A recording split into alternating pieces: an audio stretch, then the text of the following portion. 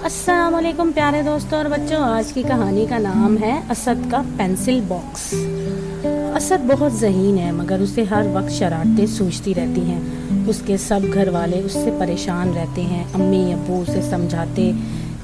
एक दो दिन उसको इन बातों का असर होता, लेकिन फिर वो सब कुछ भूलकर कोई नई शरारत शुरू कर देता।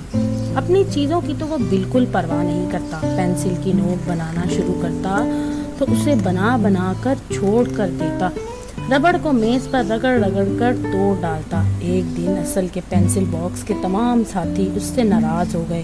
स्कूल में भी उन्होंने इसकी कोई मदद नहीं की। पेंसिल बोली, तुमने मेरी नोक बना बना कर मुझे छोटा कर दिया है, अब मैं तुम्हारे काम नहीं आऊंगी।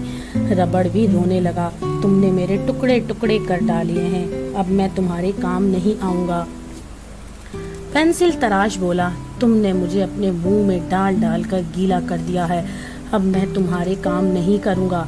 रंगों की चौक बोले, तुमने हमारा चूरा चूरा कर दिया है, हम भी तुम्हारे काम नहीं आएंगे।